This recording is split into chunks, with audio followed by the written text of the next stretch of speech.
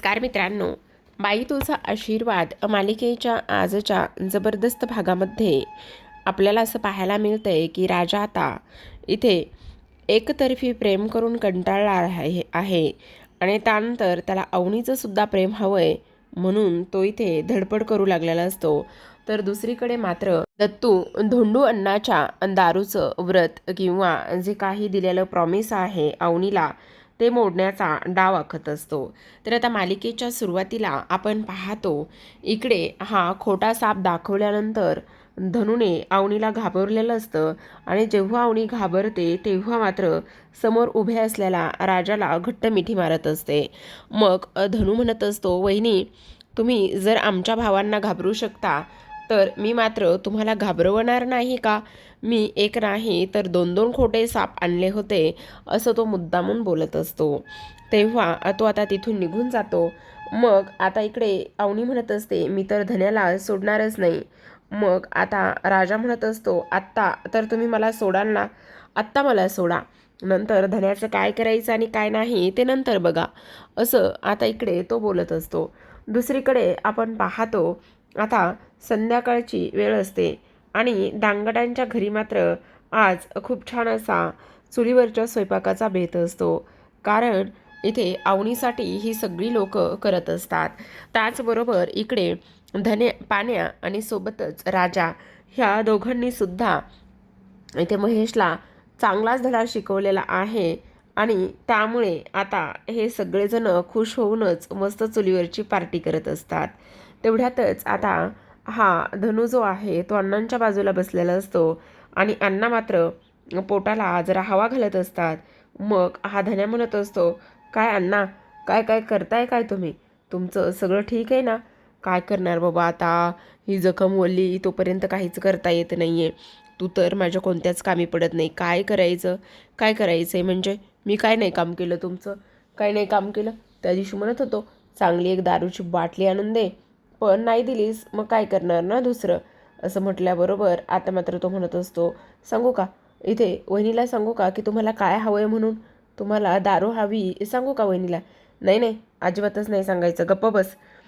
पण माझी जखम बरी झाल्यावर मी पिणारच आहे ना, नंतरचं नंतर बघू. पण तुम्ही वहिनीला प्रॉमिस केलं आहे हे सुद्धा विसरू नका हां. काय अण्णा, येतं ना ध्यानामध्ये? हो येतंय, नाही पिणार दारू. तेवढ्यातच अवनी तिथे येते. अवनी म्हणत असते, काय काय चाललंय काय?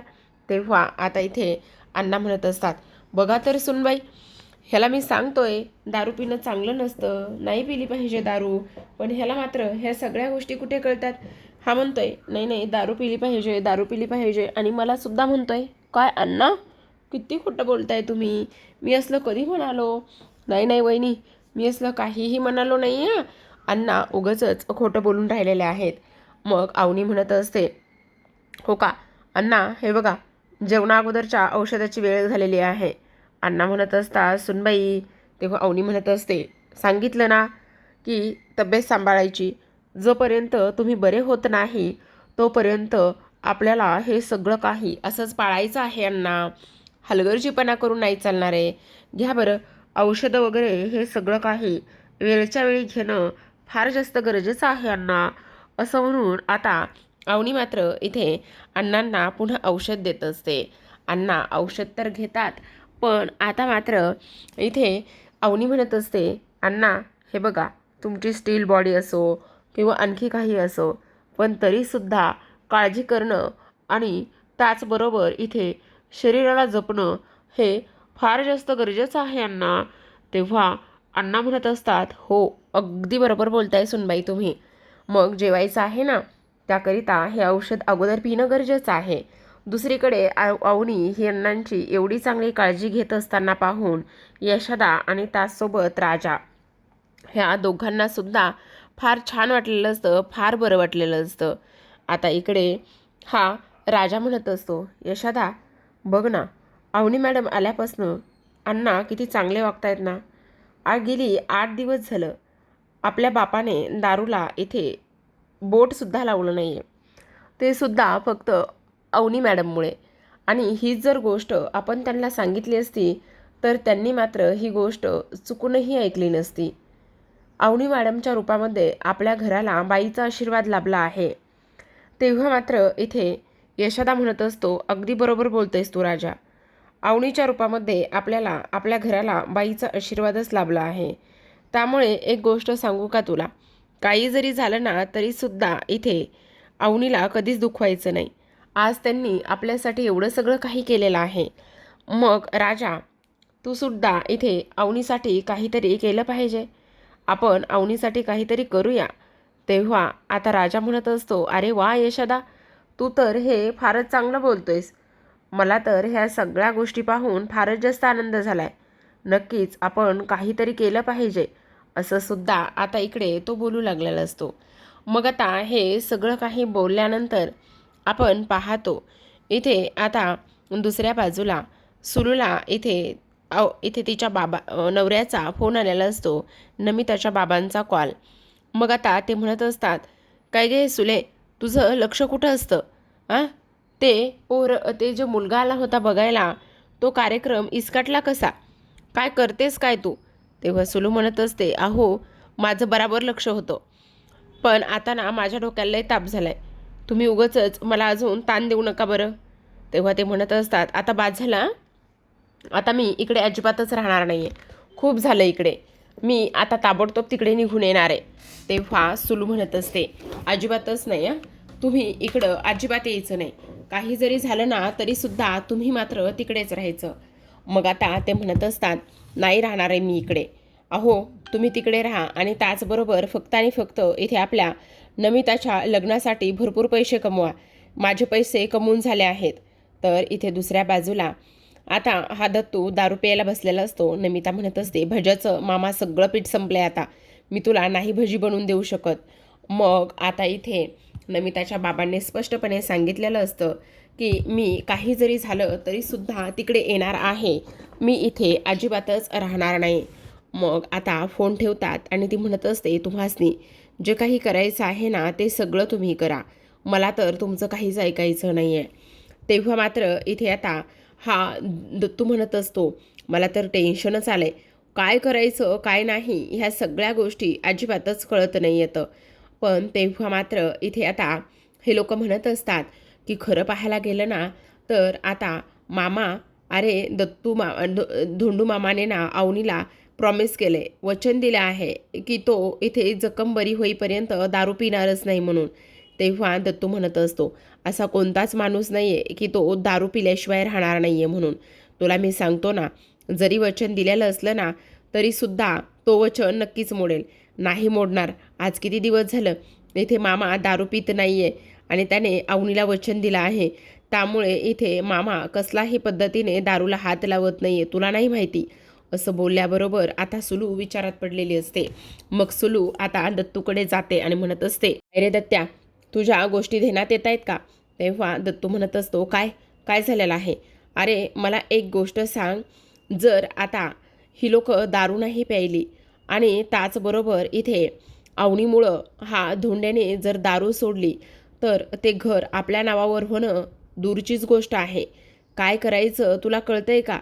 त्यावर तो म्हणत असतो, हो ग, पण तू नको काळजी करू. काय नको काळजी करू सांग बरं. मला तर असं वाटतंय की तू काहीतरी ह्या सगळ्या गोष्टीमध्ये एकदा करावंस, एकदा तरी ह्या सगळ्या गोष्टींचा विचार कर एकदा. अरे मला फार जास्त काळजी वाटते. काही जरी झालं ना तरी ते घर मात्र आपल्याला पाहिजे, लक्षात येते का तुझ्या? त्यावेळेला तो म्हणत असतो, बघूया काहीतरी करतो काय. हे बघ, त्याला दारू कशी पोटात जाईल आणि तू त्याला दारू कशी पाजशील ना, ह्याच समध्या गोष्टीचा विचार कर, नाहीतर काही खरं नाही आहे बघ. असं सुद्धा आता इकडे ती त्याला बोलत असते. आता दत्तू मात्र त्याच्या तयारीला लागलेला असतो. दुसरीकडे आता सकाळची वेळ असते. मग आता हे सगळेजण आपापलं आवरायला घेत असतात. मग आता इकडे अण्णा म्हणत असतात, ए यशा, तू चाललायस ना, मला दवाखान्यात सोड. का, कशासाठी? अरे कशासाठी म्हणजे मला आज टाके तोडायचे आहेत, डॉक्टरांनी मला टाके तोडायला बोलवलेलं आहे. मग तेवढ्यातच आता इथे राजा म्हणत असतो, नाही तुम्हाला अजिबातच आज टाके वगैरे तोडायला बोलवलं नाही आहे, तुम्हाला 2 दिवसांनी टाके तोडायला बोलवलं आहे. आज कुठे बोलवलं आहे? 10 दिवसांनी टाके तोडत असतात आणि आज मात्र मी तुम्हाला अजिबातच कुठे जाऊ देणार नाही आहे. हे बघा, तुम्ही जर ऐकणार नसाल ना तर मी अवनी मॅडमला बोलवून घेतो, असं म्हटल्याबरोबर आता अवनी आलेली असते आणि मग इथे ती म्हणत असते का काय झालेलं आहे, कसला एवढा गोंधळ सुरू आहे. तेव्हा इथे आता हा राजा म्हणत असतो, बघितलं ना, ऐकत नाही आहेत हे. ह्यांना सांगितलं ना की गप्प बसा म्हणून, पण गप्प बसत नाही आहेत. ह्यांना हॉस्पिटलमध्ये जायचं आहे आणि हॉस्पिटलमध्ये जाऊन ना टाके तोडायचे आहेत. आता तुम्हीच मला सांगा. तेव्हा अवनी म्हणत असते, असं कसं? काय काय चाललंय का इथे अण्णा तुमचं? हे बघा, टाके मात्र अजिबातच आज तोडायचे नाही आहेत. 2 दिवसांनी टाके तोडायचे आहेत. तोपर्यंत तुम्हाला आराम करायचा आहे. अहो सुनबाई, माझी स्टील बॉडी आहे. हे बघा, मी नक्की बरा झालंय, मला काही नाही होतंय. आता टाके तोडले तरी मला जमतंय, मला नाही काही प्रॉब्लेम आहेत. अवनी म्हणत असते, अण्णा डॉक्टर तुम्ही आहात का? अहो त्या डॉक्टरांना काय कळतंय? मी सांगितलं ना तुम्हाला माझी स्टील बॉडी आहे म्हणून. हे बघा, मला काही नाही झालेलं मला. मी अगदी ठकाठक आणि ठणठणीत आहे. तुम्ही अजिबात नका काळजी करू, असं सुद्धा आता इकडे अण्णा बोलत असतात.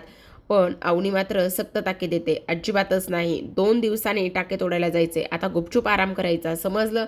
मग यशा म्हणत असतो, बरोबर बोलती अवनी. अवनीने बरोबर ह्या सगळ्या गोष्टी सांगितल्यात. अजिबातच नाही अण्णा, आणि तुम्ही माझ्या मागं लागू नका, मला नेहून सोड वगैरे म्हणून. असलं काहीही होणार नाहीये, कारण इथे तुम्हाला टाके तोडायला जायचंच नाहीये. 2 दिवसांनी टाके तोडायला जायचे. आता मात्र तुम्ही गुपचूप आराम करायचा, येते का ध्यानामध्ये तुमच्या? असं सुद्धा आता इकडे ती बोलत असते. मग आता हे सर्व काही बोलल्यानंतर इथे मात्र हा राजा जो आहे ना, तो फार जास्त आनंदात असतो. मग आता मात्र इकडे यशोदा म्हणत असतो, चला मी येतो. मग अवनी म्हणत असते, तू सुद्धा जा राजा. मग राजा म्हणत असतो, मी कशाला, तुमच्यासोबत थांबतो ना, तुम्हाला मदत होईल. अवनी म्हणत असते, नाही नको, कामाला उगाच सुट्टी घेऊन घरी राहण्याची काही गरज नाही आहे. तेव्हा यशोदा म्हणत असतो, चल माझ्याबरोबर. मग राजा म्हणत असतो, तुझ्याबरोबर काय करणार आहे येऊन? मला ते सतत छन्नी, हातोडा आणि थापी ह्या सगळ्या गोष्टी घ्यायचा हातामध्ये कंटाळ येतो रे. चल म्हटले ना, मग आता तुझ्याकडे दुसरा पर्याय नाही आहे. त्यावेळेला आता ते दोघे जण जात असताना अण्णासुद्धा बाहेर निघतात.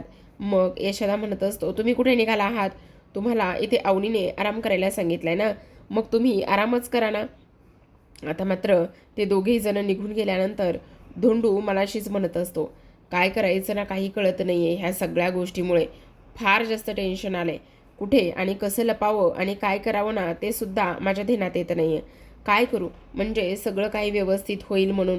त्याचबरोबर मला मात्र दारू प्यायची आहे. आता इकडे हा जो काही दत्तू आहे, दत्तू इथे लक्ष देऊनच असतो की कधी एकदा धोंड्याची सगळी पोरं बाहेर जात आहेत आणि कधी एकदा धोंड्याला मी एकट्यालाच घरामध्ये पकडतोय. ह्याच गोष्टीची तो इथे वाट पाहू लागलेला असतो. आणि आता हे सगळेजण बाहेर गेल्यानंतर दत्तू हळूच पाहतो. मग हळूच पाहिल्यानंतर त्याच्या पूर्ण लक्षात आलेलं असतं की आता ह्या धोंड्याच्या घरी कोणीच नाही. मग तो त्याच्या 2 मित्रांना फोन करतो आणि म्हणत असतो की तुम्ही आता इकडे आलात तरीसुद्धा चालेल, तुम्हाला मात्र काळजी करण्याची काहीच गरज नाही आहे. त्या धोंड्याची दोन्ही पोरं आता इथे नाही येतं, त्यामुळे तुम्ही बिनधास्त पद्धतीने या, असं सुद्धा आता इकडे तो सांगत असतो. मग आता हे सगळं काही सांगितल्यानंतर इथे लगेचच ह्या दत्तूची दोन्ही मित्र यायला सुरुवात करतात आणि ते आतमध्ये येऊनच आता हे जे काही आपला धोंडू अण्णा आहे, त्या धोंडू अण्णांना दारू आणायला हा दत्तू सांगत असतो. कारण काही जरी झालं तरीसुद्धा त्याला मात्र फक्त आणि फक्त इथे धोंडूला दारू पाजायची असते आणि म्हणूनच तो ह्या सगळ्या काही गोष्टी त्या पद्धतीने करू लागलेला असतो. तर आता प्रेक्षकांनो इकडे हा दत्तू म्हणत असतो, आता मलासुद्धा धोंड्या बघायचंच आहे की तू दारू पितोस की नाही ते मी सुद्धा बघणारच आहे. आणि काही जरी झालं तरीसुद्धा मी मात्र तुला इथे दारू पाजल्याशिवाय शांत बसणार नाही, असं सुद्धा आता इकडे तो बोलू लागलेला असतो. मग आता हे सगळं काही बोलल्यानंतर अवनी ही जेवल्यानंतरच्या गोळ्या घेऊन अण्णांकडे आलेली असते. मग अण्णा म्हणत असतात, खरं सांगू का सुनबाई, हे औषधं, हे काढे, हे सगळं काही घेऊन ना मला फार जास्त कंटाळा आला आहे. असं वाटतंय की मी ना फक्त आणि फक्त आजारीच आहे, असं मला वाटतंय. अवनी म्हणत असते, अहो अण्णा, पण मला एक गोष्ट सांगा, जोपर्यंत तुम्ही बरे होत नाहीत तोपर्यंत तुम्हाला हे सगळं काही घ्यावंच लागणार आहे, पर्यायच नाही आहे. आणि एकदा का तुम्ही बरे झालात की मग तुम्हाला कशाला कोण गोळ्या आणि हे सगळं काही देतं आहे. तुम्ही अजिबात नंतर काळजी वगैरे काहीही करू नका, असं सुद्धा आता इकडे ते बोलत असतात. मग आता हे सर्व काही झाल्यानंतर आपण पाहतो इकडे ह्या दत्तूची दोन्ही मित्र अक्षरशः दारूचा बाटल्या घेऊन आलेले असतात आणि फक्त असं दाखवणार असतात की ते मात्र इथे ह्यांची म्हणजेच धोंडूची चौकशी करायला आलेले आहेत. आता जेव्हा ते येतात तेव्हा अण्णांना घरामध्ये हळूच पाहत असतात. त्यांची सून कुठे आहे, काय आहे, ह्या सगळ्या गोष्टी पाहतात.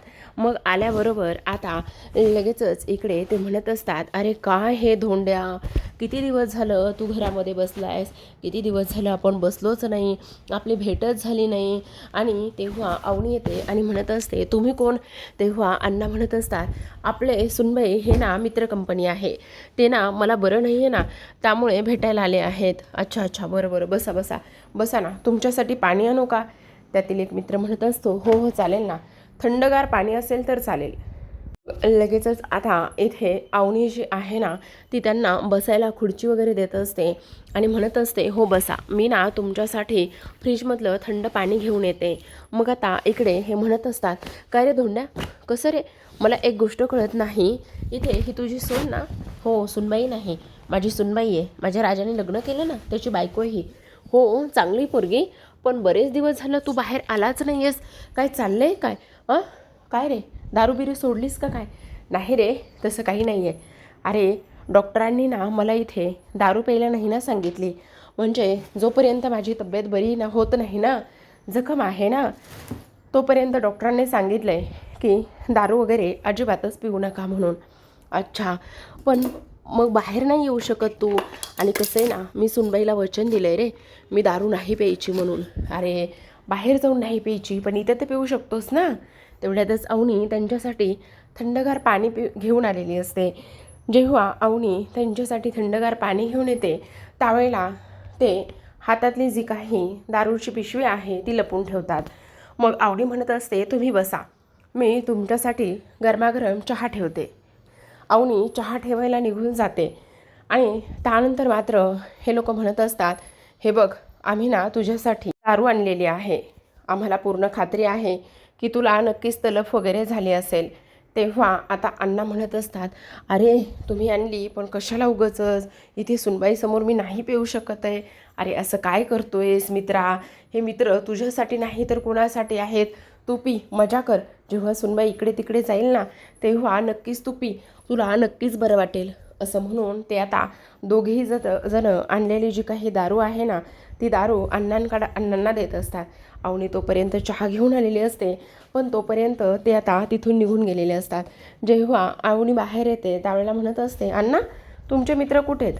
तेव्हा अण्णा म्हणत असतात, ते गेले. का का गेले? अरे गेले, त्यांना घाई होती.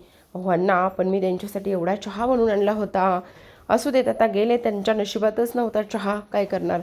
हां बरोबर, मग आता तुम्ही घ्या. हो मी एक घेतो आणि सुनबाई तू एक घे. असं म्हणून आता सुनबाईला अवनीलासुद्धा ते चहा प्यायला देतात आणि स्वतःसुद्धा चहा पित असतात. मग आता स्वतःसुद्धा चहा पिल्यानंतर दुसऱ्या बाजूला आता इकडे राजा आरामात बसलेला असतो. मग तेवढ्यातच यशोदा म्हणत असतो, कसला विचार करतोय? अरे यशोदा, तुला सांगू का, जेव्हापासून तू म्हटलास ना की मी अवनी मॅडमसाठी काहीतरी करायला हवं, तेव्हापासून ना माझ्या मनामध्ये तेच विचार सुरू आहेत. मला असं वाटतंय की मी अवनी मॅडमसाठी काहीतरी केलं पाहिजे, पण काय करावं ना ते मात्र मला अजिबातच सुचत नाही. काय करू म्हणजे अवनी मॅडम खुश होतील, त्यांना माझी प्रेमाची भाषा आणि मी त्यांच्यावर किती प्रेम करतो ह्या सगळ्या गोष्टी त्यांना समजतील. काय करू सांग ना. मग आता मात्र इकडे राजा म्हणत असतो, अरे हे बघ, तू प्रेम करतोस त्यांच्यावर, पण त्या तुझ्यावर प्रेम करतात की नाही हे तुला कुठे माहिती? तेव्हा राजा म्हणत असतो, तोच तर मोठा प्रश्न आहे. पण काही जरी झालं तरीसुद्धा त्यांनीसुद्धा माझ्यावर प्रेम केलं पाहिजे आणि माझ्या मनातलं सगळं काही कळलं पाहिजे ना. मग आता मात्र त्यांच्यासाठी काहीतरी केलं पाहिजे. काय करू? त्यावेळेला आता इकडे यशोदा म्हणत असते, सगळ्यात महत्त्वाची गोष्ट म्हणजे जे काही खरं आहे ना ते सगळं खरं तू सांगून टाक. हे बघ, जर तुला प्रेम त्यांचं पाहिजे असेल ना तर खऱ्यापासून सुरुवात कर. मला पूर्ण खात्री आहे की अवनी मॅडम नक्कीच तुझा विचार करतील आणि त्या तुझं प्रेम स्वीकारतील. पण खऱ्यापासून सुरुवात कर. ज्या काही खऱ्या गोष्टी आहेत ना त्या सगळ्या तू सांग. जर तू सगळं खरं सांगितलंस ना तर मला पूर्ण खात्री आहे की त्या नक्कीच तुला समजून घेतील आणि तुझं प्रेमसुद्धा समजून घेतील. असं म्हटल्याबरोबर आता मात्र इकडे हा विचार करत असतो की आपला यशोदा म्हणतोय ते अगदी बरं आहे का, किंवा तो म्हणतोय त्या पद्धतीने आपण ह्या सगळ्या गोष्टींचा विचार केला पाहिजे का, असं सुद्धा आता इकडे तो बोलू लागलेला असतो. तर आता प्रेक्षकांनो इकडे दुसऱ्या बाजूला अण्णा चहा पित असतात आणि अवनीसुद्धा चहा पित असते. मग दोघेही जण जेव्हा चहा पित असतात त्यावेळेला आता इकडे अवनी म्हणत असते, अण्णा मी आहे आतमध्ये, माझा अभ्यास करत बसले आहे, तुम्ही चहा प्या आणि आराम करा. मग अवनी आतमध्ये निघून जाते. जेव्हा अवनी आतमध्ये निघून जाते त्यावेळेला आता इकडे अण्णा म्हणत असतात, काय करू, चहा पिऊ का नको? नाही नाही नको, चहा कशाला पितो मी उगाचच, काय होणार आहे हे चहा पिऊन. त्याहीपेक्षा सगळ्यात महत्त्वाची गोष्ट म्हणजे इथे माझ्या मित्रांनी माझ्यासाठी एवढं सगळं काही आणलेलं आहे, ह्या दारू आणि बाटल्या हे सगळं काही आणलं आहे. मला असं वाटतं आहे की मी नक्कीच ती दारू पिली पाहिजे आणि हा चहा नकोच. मी कोण आहे? धोंडू अण्णा. धोंडू अण्णा कसं आहे, फक्त दारू पिणार आहे. मग मी फक्त दारूच पिली पाहिजे, कशाला उगाचच मी हे सगळं काही करतोय, असं म्हणून आता मात्र इकडे अण्णा ते दारूचा कप ठेवून देतात. अवनी म्हणत असते, काय झालं अण्णा, तुम्ही कोणाशी बोलत होता का? नाही नाही, काय ना चहाने ॲसिडिटी होते म्हणून म्हटलं मी चहा पित नाही. मग अवनी म्हणत असते, नका ना पिऊ अण्णा, तब्येतीला जर जमणार नसेल तर कशाला उगाचच पिताय, आणा इकडे तो चहा, असं म्हणून अवनी मात्र तो चहाचा कप घेऊन निघून जाते. आता प्रेक्षकांनो आजच्या भागामध्ये एवढंच. उद्याचा भाग पाहायचा असेल तर नक्की चॅनलला सबस्क्राईब करा. अण्णांनी आता इकडे औषध आणि दारू असं ठेवलेलं असतं आणि म्हणत असतात, दारू की औषध, दारू की औषध. तेवढ्यात अवनी येते आणि म्हणते, काय झालं अण्णा? अण्णा दारूची बाटली पटकन बाजूला लपवतात. मग म्हणत असतात, नाही काही नाही. दुसरीकडे आपली पायल पानूच्या मागे लागलेली असते. म्हणत असते, हे बघ पानू, तू मला प्रॉमिस केलं होतं त्या डॉलीसोबतचं ब्रेकअप करून टाकणार म्हणून, पण तू अजून काहीच कसं केलं नाही. तेव्हा पाण्या म्हणत असतो, विषय हाड आहे, मी ते ब्रेकअप करण्याचा प्रयत्न केला पण ते काही होणार नाही आहे, त्यामुळे मी तिला विसरणं शक्य नाही आहे, त्यामुळे तूच मला इथे विसरून जा, असं सुद्धा आता इकडे तो बोलत असतो. आता हे सगळं काही बोलल्यानंतर इथे मात्र पायलला थोडंसं टेन्शनच आलेलं असतं आणि ती त्याचा रागराग करत असते. तर आता प्रेक्षकांनो अशाच नवनवीन मालिकांचे अपडेट्स आणि रिव्ह्यू जाणून घ्यायचे असतील, पाहायचे असेल तर नक्की चॅनलला सबस्क्राईब करा आणि पाहत राहा बाई तुझा आशीर्वाद. भेटूया उद्याच्या भागामध्ये. तोपर्यंत धन्यवाद.